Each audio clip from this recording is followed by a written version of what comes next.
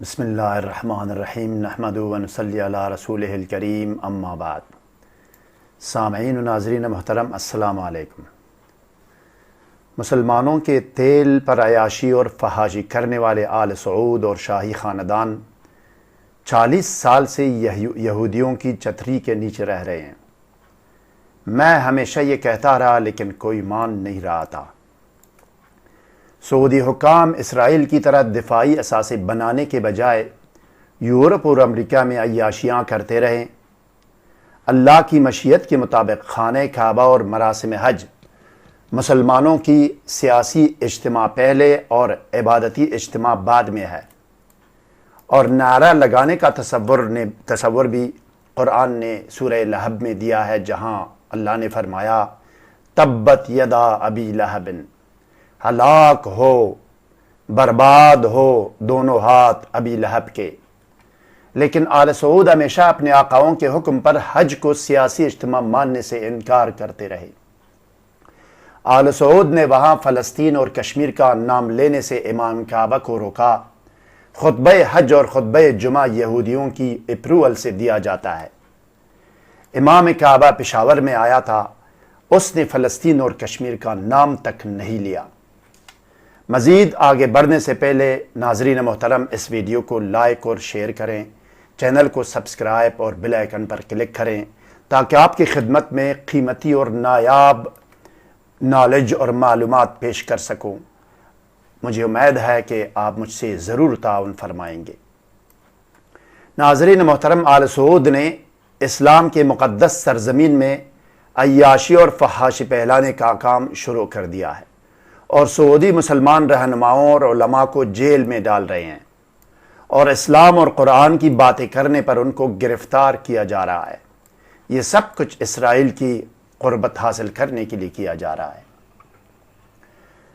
آل سعود اسرائیل کے ہم نوا بن کر حماس، اخوان المسلمین اور حزب اللہ کے خلاف ہو گئے اور ان کو دہشت گرد قرار دے دیا۔ اب ان کو اللہ کے قہر سے بچانے والا کوئی نہیں ہوگا۔ ناظرین محترم، قرآن کے حکم و فیصلے کے مطابق خانہ کعبہ کے متولی صرف متقی لوگ ہو سکتے ہیں، کوئی دوسرا نہیں۔ یہ حکم بھی ہے کہ یہودیوں کو جزیرۃ العرب سے نکال دو۔ لیکن ناظرین محترم، آل سعود نے قبلہ اول کے بعد قبلہ آخر کو بھی امریکہ اور اسرائیل کے حوالے کر دیے۔ اندرین حالات بالا ناظرین محترم، ابتدائی عشق ہے، روتا ہے کیا، آگے آگے دیکھیے ہوتا ہے کیا۔ آل سعود کی اسرائیل نوازی کے نتیجے میں قبلہ اول مکمل طور پر اسرائیل کے قبضے میں چلا گیا، اور انہوں نے عراق کی بربادی کا نوٹس تک بھی نہ لیا۔ فلسطین، افغانستان اور عراق جیسے کئی واقعات ایسے آئے جن میں رسول اکرم صلی اللہ علیہ وسلم اللہ اور عالم ارواح کی نظر میں مسلمانان عالم پر جہاد فرض ہو چکا تھا، لیکن خوشی، عزت و شرافت سے مسلمان جہاد تو درکنار کلمہ حق کہنے کے لیے بھی نہیں نکلے اپنے گھروں سے۔ اب اللہ تعالیٰ نے بھی یہ فیصلہ کر لیا ہے کہ مسلمانوں کو ڈنڈے کی طاقت سے ذلیل کر کے آزمائش کے لیے نکالے، زبردستی۔ پاکستان کے موجودہ حالات 18 سالہ صلیبی جنگ میں فرنٹ لائن سٹیٹ کا کردار ادا کرنے اور امریکی دوستی کا نتیجہ ہے۔ ناظرین محترم، سن 2008 میں مجھے غیبی آواز آئی۔ اس غیبی آواز کو میں نے 9 فروری 2008 کو سرزمین پاکستان کی 55 شخصیات کو رجسٹرڈ حقائق نامہ میں ارسال کیے، مگر وہ تس سے مس نہیں ہوئے۔ اب وہ سب جیل میں ہے اور پاکستان آزمائش کے خونی دہانے پر کھڑا ہے۔